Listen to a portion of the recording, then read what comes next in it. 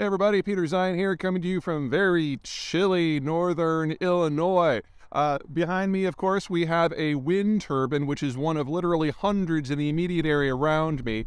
We are at the edge of the Great Plains here. I mean, technically, yes, we're in more of the Midwest, but we are in one of the world's great wind zones. Great Plains going into the northern Midwest is all pretty good wind space.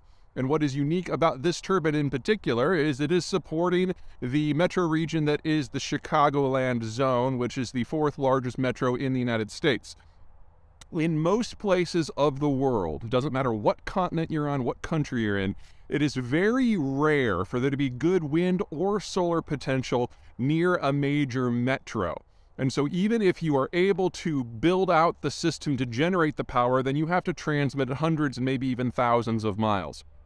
Chicago is one of the handful of cities in the world that is an exception to that rule. Northern Illinois, especially northeastern Illinois, you've got decent wind right at the doorstep of the metro zone, and so you don't need high voltage lines in order to transmit the power up to the urban section effectively. You can use more lower load-bearing facilities and equipment.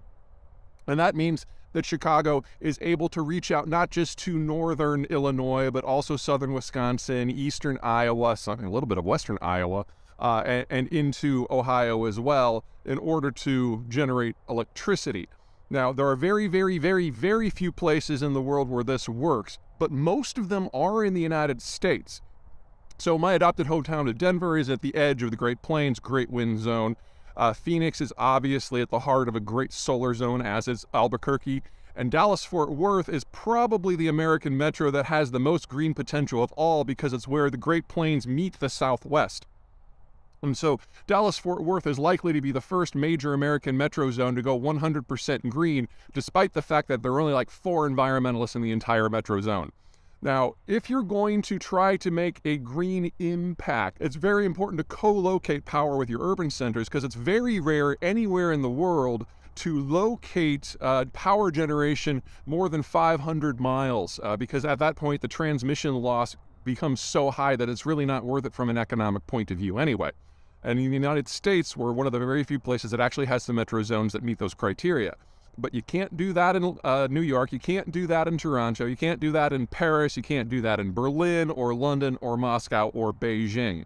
It's really only in the United States where we have that co-location. If you don't have that co-location, then you have to have high voltage lines that are designed for long-range transmission, and those are not cheap.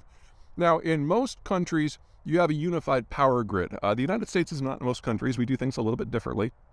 Most of our utilities are set at the state or even local level, and that means if you want to transmit power from, say, Utah to Los Angeles, you have to cross through different states' regulatory authorities, and each of them have their own rules for transmission and for even just raising the capital to do it in the first place. And God forbid you want to cross between different grids, because the United States has 3.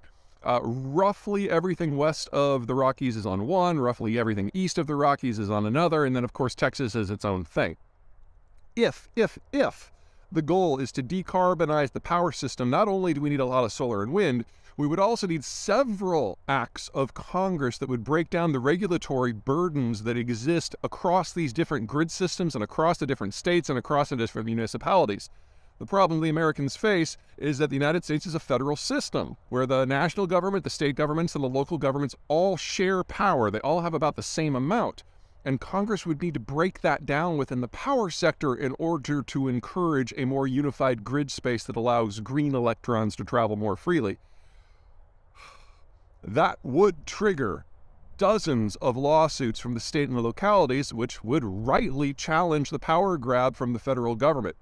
Which means, at least in the near term, the next decade, maybe 2, most of the stories for green power penetration into the American grid have to happen at the local level.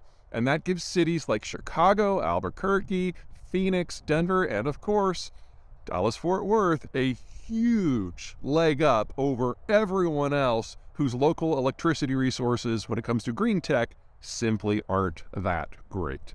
Okay, everybody, that's it for me. See you next time.